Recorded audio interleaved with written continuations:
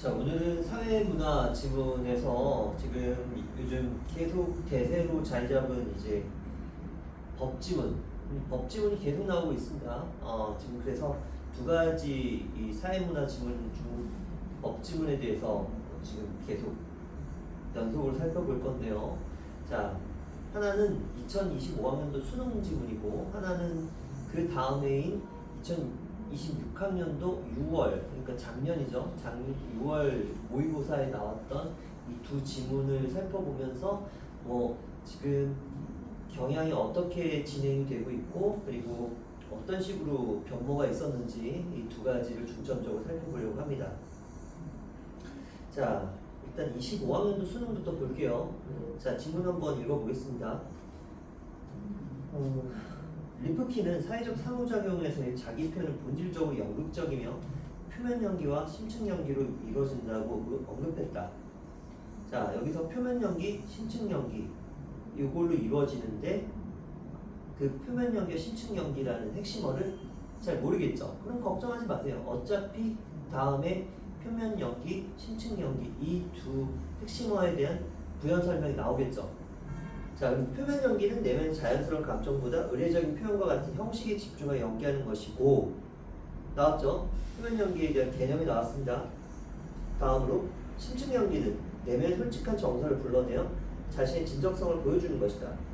자, 역시 감정 연기에 대한 심층 연기에 대한 설명이 지금 자세히 나오고 있습니다. 마지막 문제 어떻게 할까요? 인터넷에서의 커뮤니케이션에 주목한 리프킨은 가상 공간에서 자기 표현이 더 활발히 이루어진다고 봤다. 리프킨이 주장하는 건 뭐예요? 인터넷에서의 커뮤니케이션이 더 주목했던 이유는 뭐예요? 가상 공간에서 자기 표현이 더 활발하게 이루어지기 때문인 거죠. 그러니까 가상 공간에서의 상호작용이 자기 표현이 훨씬 더 활발해지게 이루어지고 있기 때문에 우리는 뭐에 주목해 봐야 돼요? 인터넷에서의 커뮤니케이션, 상호 소통은 어떻게 이루어지는지를 면밀히 살펴봐야 되는 거죠. 자, 네, 지금 이 내용들을 봤을 때 지금 리프킨이 나오죠. 지금 상호작용에서 자기 표현은 본질적인 연극적이다. 연극적이기 때문에 연극이라는 건 연기죠. 기본적으로 거기 나오는 사람들은 다 연기를 하는 거죠. 그러니까 표면 연기, 심층 연기가 되게 중요하겠고 그 다음에 그런데 이러한 상호작용, 커뮤니케이션이 인터넷에서의 훨씬 더 중요해진 거죠. 네. 왜? 가상 공간에서의 지금 자기 표현이 훨씬 더 활발해지고 있기 때문에 우리는 가상 공간에서 인터넷에서 상호작용 그리고 커뮤니케이션에 봐야 되는 거죠. 주목해 볼 필요가 있는 거죠. 자, 두 번째 단락 가겠습니다. 가상 공간의 특성에서 주목한 연구자들은 사람들과의 관계 속에 드러나는 고유한 존재로서의 위상을 뜻하는 자기 정체성이 위상이라고 하는 건 뭐예요? 상대적인 위치와 모습이겠죠. 자, 그러면 이러한 상대적인 위치와 모습을 뜻하는 자기 정체성이 가상 공간에서 다양하게 나타난다고 보고 있는 거죠. 자, 그럼 계속 갈게요. 가상 공간에서는 익명성이 작동하므로 현실에서 위축되는 사람도 적극적으로 자기 표현을 할 수 있다. 아울러 현실에서의 자기 정체성을 감추고 다른 인격체로 활동하거나 현실에서 억압된 정서를 공격적으로 드러내기도 한다. 게임 아이디, 닉네임, 아바타 등 가상 공간에서 개별적 대상으로 인식되는 인터넷 아이디에 대한 사이버 폭력이 넘쳐나는 현실도 이와 무관하지 않다. 자, 그러면 지금 그 가상 공간에서 자기 정체성에 대해서 적극적으로 표현하는 것, 그렇기 때문에 이 지금 자기 정체성을 드러내는 아이디를 통해서 자기 정체성을 적극적으로 드러내는 사람들이 많아서 그래서 왜? 근데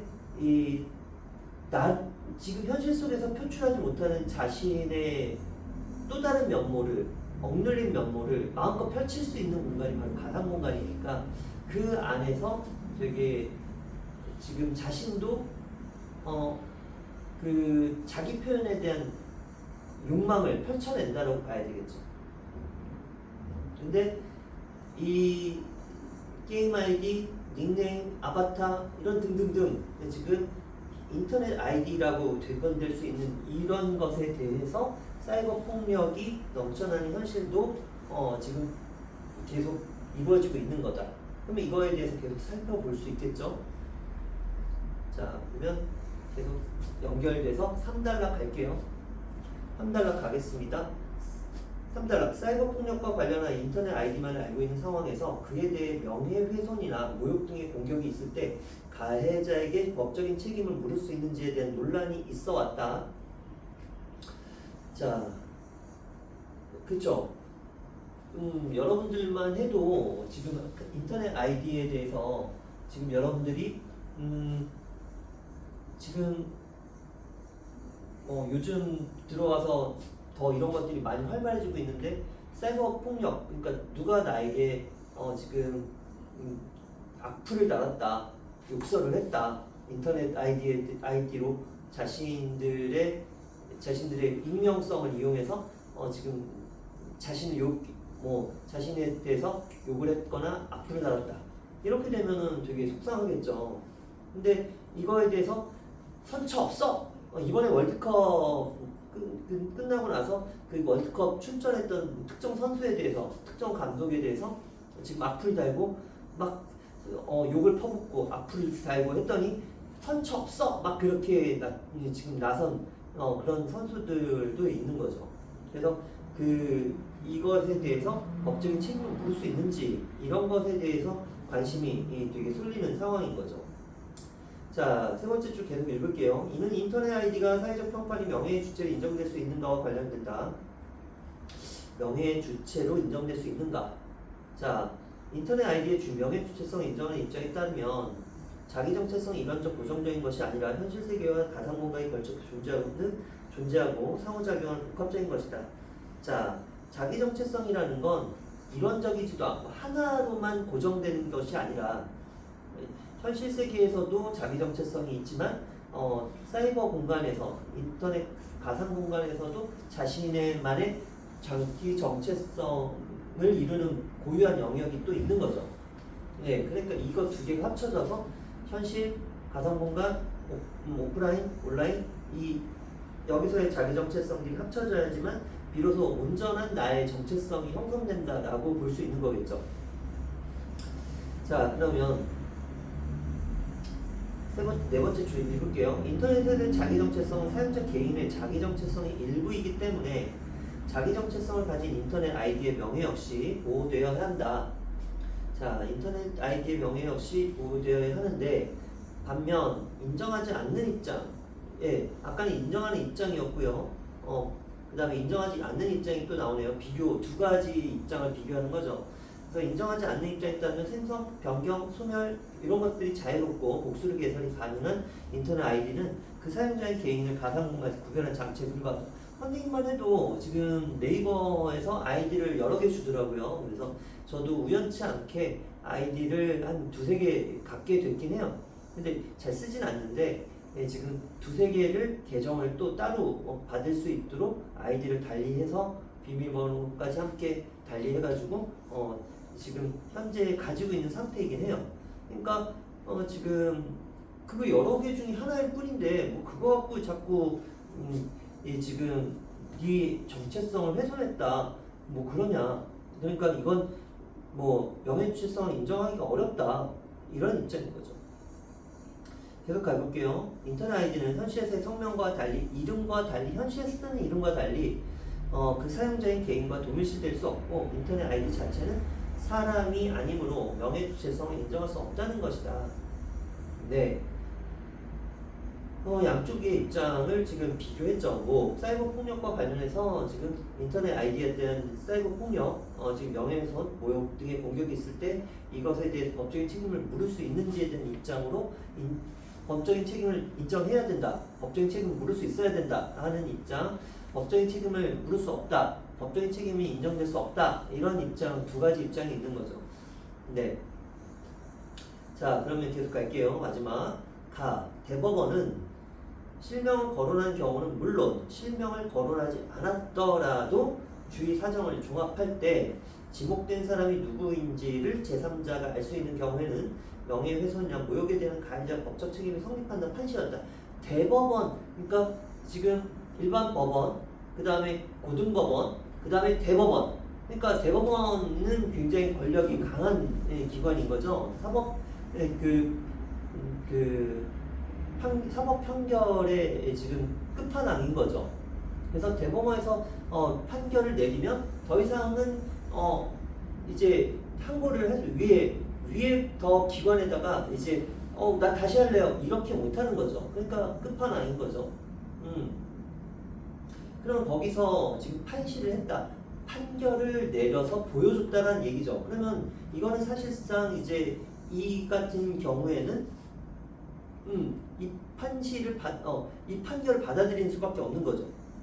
근데 뭐라고 했어요? 실명을 거론한 경우 이거 당연히 이걸 포함해서 실명을 거론하지 않은 경우 근데 실명을 거론하지 않은 경우에는 주의 사정을 종합할 때 아이디로 지목했더라도 지목된 사람이 누구인가를 유추하는 것이 충분히 가능하다. 제3자가 알 수 있는 경우에는 명예훼손이나 모욕에 대한 가해자 법적 책임이 성립한다. 이렇게 판결했단 말이에요. 그러면 그 다음에 볼게요. 이를 수용한 헌법재판소에서는 인터넷 아이디와 관련된 명예훼손, 모욕 사건의 헌법소원에 대한 결정을 내린 바 있다. 헌법재판소. 자, 그것과는 별개로 헌법에 대해서 지금 우리 법이 근거하는 가장 기본법인 헌법 이것에 대해서만 판결을 내리는 헌법재판소가 따로 있죠.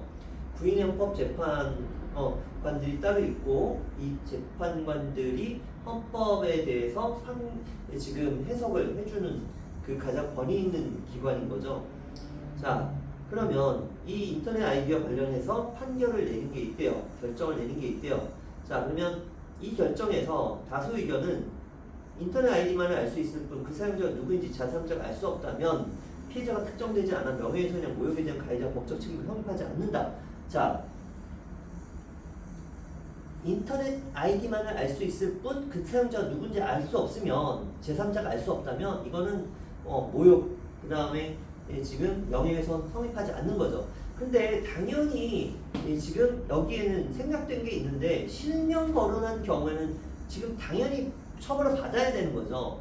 근데 실명 거론한 것 이외에 지금 헌법재판소에서는 지금 인터넷 아이디만 가지고 지금 서로 왈가왈부하고 있는 거죠. 자, 그 다음 반면 인터넷 아이디는 가상공간에서 성명과 같은 기능을 하므로 제3자의 인식 여부가 법적 책임의 근거가 될 수 없다는 소수 의견도 제시되었다. 네. 소수 의견. 다수 의견은 자, 누군지 알 수 있게끔 해줄 경우에는 인터넷 아이디라도 지금 명예훼손이나 지금 모욕 등의 지금 가해자 법적 책임이 성립한다. 근데 소수 의견은 자, 제3자가 인식하건 말건 아무 상관없어. 인터넷 아이디는 이름과 동일해. 그렇기 때문에 법적 책임이 무조건 져야 되는 거야 라고 한 의견이 제시가 된 거죠.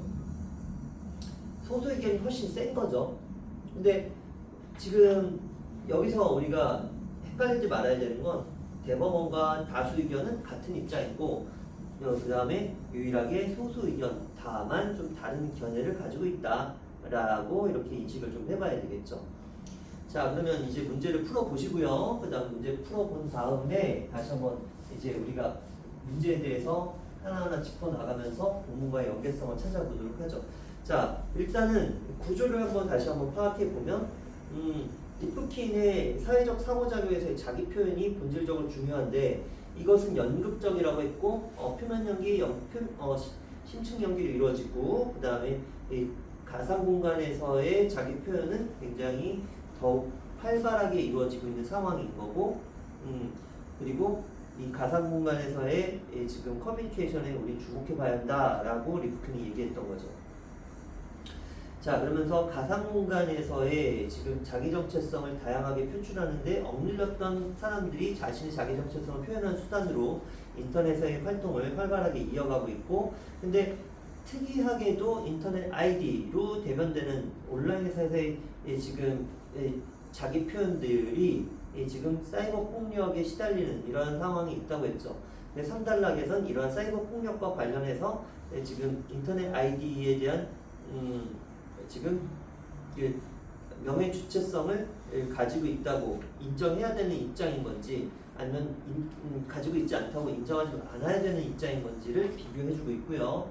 마지막 단락에서는 지금 대법원과 헌법재판소의 지금 그 경우를 들어서 지금 실명을 거론하는 경우 플러스 인터넷 아이디에 대해서 지금 언급했는데 제3자가 인식하는 경우, 인식할 수 있는 환경이 조성되었을 경우에는 법적 책임을 져야 된다. 그리고 법적 책임을 지지 않아야 된다. 그리고 지금 소수 의견, 헌법재판소에서 나온 소수 의견이 지금 제3자가 인식하건 말건 간에 상관없이 인터넷 아이디는 가상공간에서 이름과 같은 성명과 같은 기능을 하기 때문에 무조건 처벌을 받아야 된다. 이런 지금 얘기를 하면서 구조를 이렇게 가져가고 있는 거죠. 그러면 14번을 한번 보시면요. 14번 윗글의 내용과 일치하지 않는 건 1번 심층 연기는 내면의 진솔한 정서를 드러내기 위해 형식에 집중하는 자기 표현이다. 네, 지금 심층 연기는 1단락에 나와 있죠. 심층 연기는 내면의 솔직한 정서를 불러내는 자신의 진정성을 보여주는 것이다. 형식에 집중하는 거예요? 아니죠. 형식에 집중하는 건 표면 연기라고 했죠. 자, 여기서 우리가 좀 알 수 있는 건 이 구체적인 내용 말고요. 형식적인 면에 봤을 때 1단락처럼 여러 가지 내용을 얘기한다. 그러면 우리는 이걸 이해하는 것도 되게 중요하지만 이해하는 것보다는 몇 가지 내용을 얘기하고 있는지를 알 수 있도록 우리는 1번, 2번, 3번, 4번, 5번을 표시하는 게 훨씬 중요해요. 그래서 그걸 표시해서 지금 빨리 윗글의 내용과 일치하지 않는 첫 번째 독서에서 제일 먼저 나오는 유형에 대해서 대비하려고 하는 자세를 취하고 있는가, 이것이 훨씬 중요한 거예요. 왜? 여러 가지 얘기를 1단락에서 한다는 건 이 1단락의 내용을 그대로 지금 일치 불일치 문제, 첫 번째 문제 일치 불일치 문제로 지금 선지로 다 이게 선택돼서 지금 쓰일 것이기 때문에 그걸 놓치지 말고 우리는 몇 개의 내용이 나와 있는가를 표시해 놓고 빨리 일치 불일치 문제를 확인하는 이런 방식으로 문제에 접근해야 됩니다. 두 번째, 리프킨은 현실 세계보다 가상 공간에서 자기 표현이 더 왕성하게 드러난다고 봤다. 리프킨 얘기니까 지금 계속 1단락이겠죠. 자, 인터넷의 커뮤니케이션에 주목한 리프킨은 가상 공간에서 자기 표현이 더 활발히 이루어진다고 봤다. 가상 공간에서 자기 표현이 더 왕성하게 드러난다. 활발하게 이루어진다. 왕성하게 드러난다. 네, 같은 표현이죠. 자, 3번 갈게요. 가상 공간에서 개별적인 것으로 인식된 아바타는 사이버 폭력의 대상이 될 수 있다. 자, 2단락의 마지막 문장 밑에 세 번째 줄, 게임 아이디, 닉네임, 아바타 등 가상 공간에서 개별적 대상으로 인식된 인터넷 아이디에 대한 사이버 폭력이 넘쳐나는 현실도 여기 나와 있죠. 자, 그러면 4번 볼게요. 익명성이라고 하는 건 익명, 가릴 닉자, 지금 이름이 가려지는 성격인 거죠. 자, 가상공간에서 자기 정체성이 다양하게 나타나는 데 영향을 미친 가상공간의 특성이다. 네, 이 단락에 보면 가상공간에서 익명성이 작동함으로 현실에 위축된 사람도 적극적 자기 표현을 할 수 있다. 아울러 현실에서 자기 정체성을 감추고 다른 인격적 활동함으로 현실에 억압된 정서를 공격적으로 드러내기도 한다. 이렇게 나와 있는 거죠. 자, 그럼 5번 볼게요. 지금 가상공간에서의 자기 정체성은 현실 세계에서의 자기 정체성과 마찬가지로 타인과의 관계 속에서 나타난다라고 했네요. 자, 그러면 지금 이 단락의 1번 문장 보면 첫 번째 줄, 가상공간의 특성에 주목한 연구자, 사람들의 관계 속에 드러난 고유한 존재에서 이상한 듯한 자기 정체성이 가상공간에서 다양하게 나타난다고 봤다라고 했죠. 네, 그러면 여기서 틀린 건 어떤 걸까요?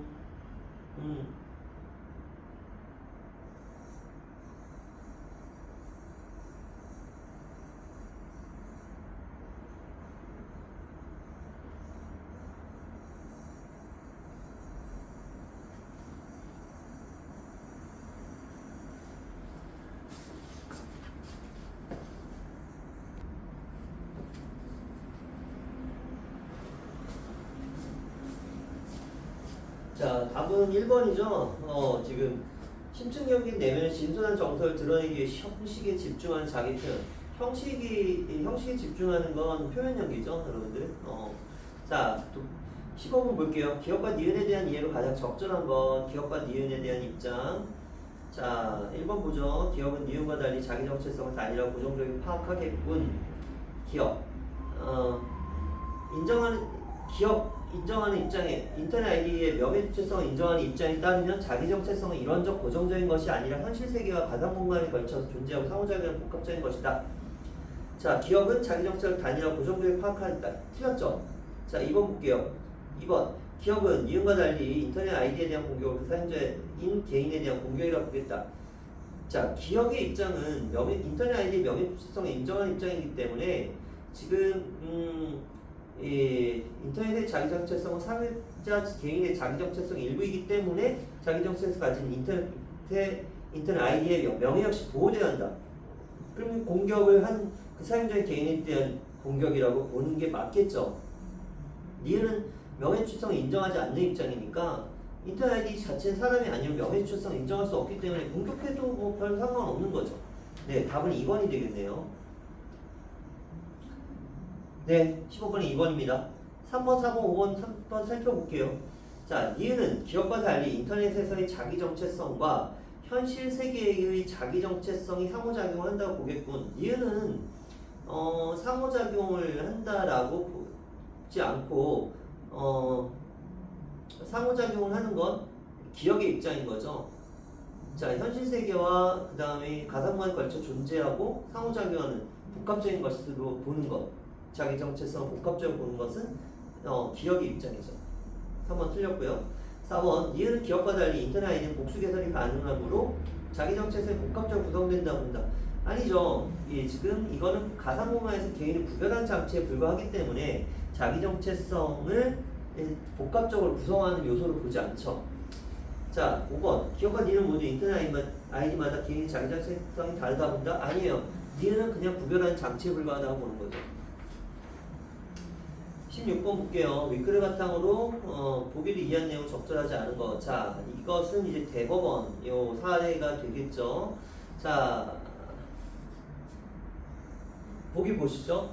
땡땡 인터넷 카페 이용자 A는 A, 그 다음에 B는 대문자 A는 A, 스몰 A, 대문자 B는 스몰 B, 대문자 C는 스몰 C라는 아이디를 사용한다. 박사학위 소비자인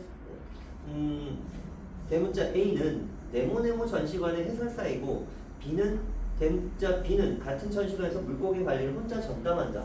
이 전시관의 누리집에는 직무별로 담당자가 공개되어 있고 어떤 사람이 네모네모 전시관에서 대문자 A의 해설을 듣고 대문자 A의 실명을 언급한 후기를 카페 게시판에 올리자 다음과 같은 댓글이 달렸다.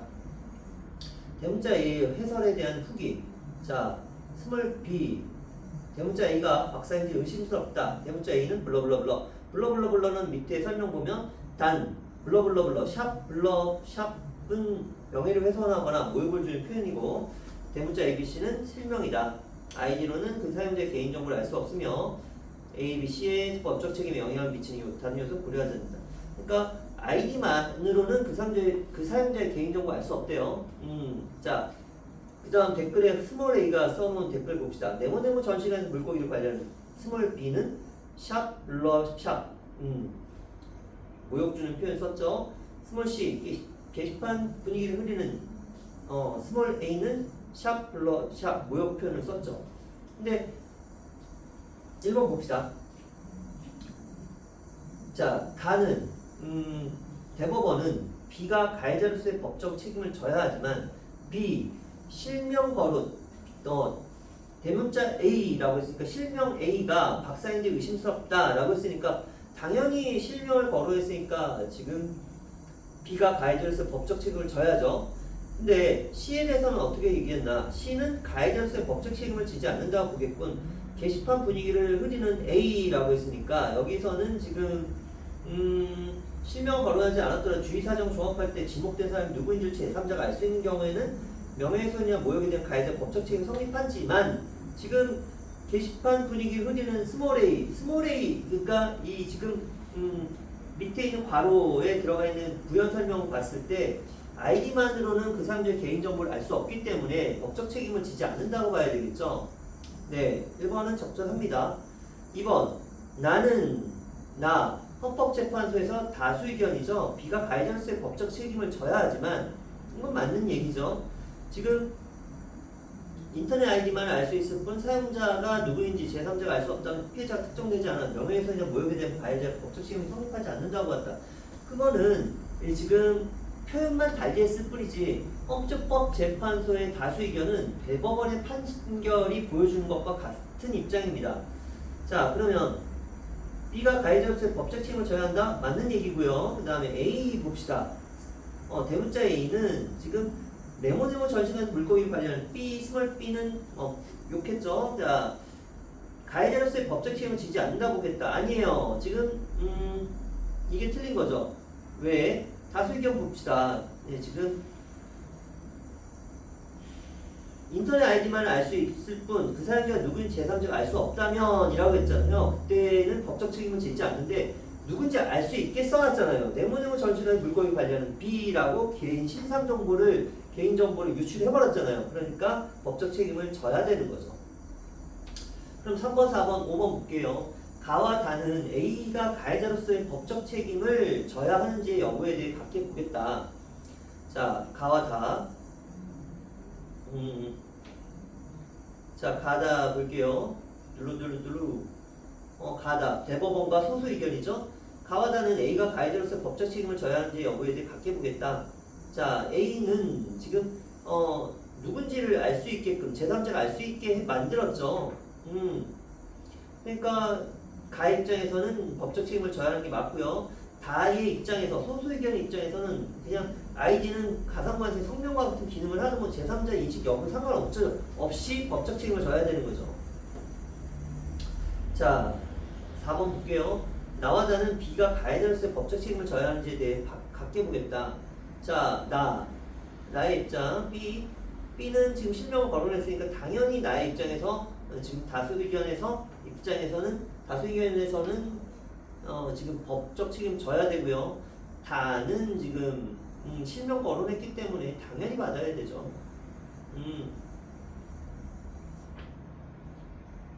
다의 입장은 인터넷 아이디도 이름과 같은 역할을 하기 때문에 당연히 제3자가 인식하건 말건 상관없이 법적 책임을 져야 된다고 보는데 실명까지 거론했으니까 당연히 받아야 되죠. 자, 5번 볼게요. 가나다가 C가 가해자로서의 법적 책임을 져야 하는지 여부에 대해 판단한 내용이 모두 같지는 않겠다. C.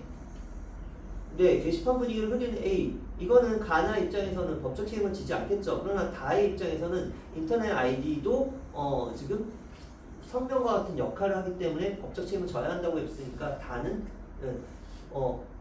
법적 책임을 져야 한다. 가나는 법적 책임을 지지 않는다. 라고 서로 이렇게 다른 판단한 내용들로 구성이 되니까 같지는 않겠죠. 17번 A와 바꿔쓰기 가장 적절한 것. 자, 표현 연결 심층 연결이 이루어진다고 언급했을 때 완성된다. 이건 어색하죠. 자, 2번 솔직한 정서를 불러내요. 요청하여. 자, 그 다음에 3번 볼게요. 표출된다고. 다양하게 나타난다고. 표출된다고. 3번이 답이겠네요.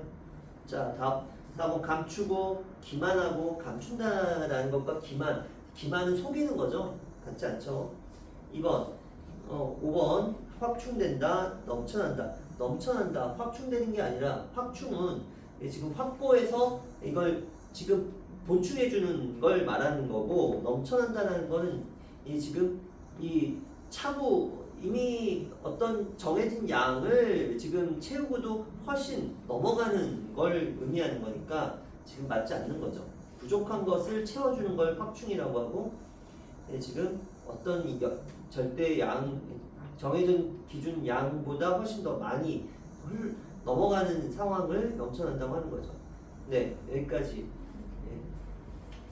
25학년도 수능을 살펴봤는데, 지금 특징은 뭐냐면 지금 법에 대한 개념을 정확하게 적용할 수 있느냐의 여부, 마지막에 나왔던 지금 16번인가요? 네, 16번 문제 같은 경우가 좀 어렵고 까다로운 것 뿐이지, 예, 지금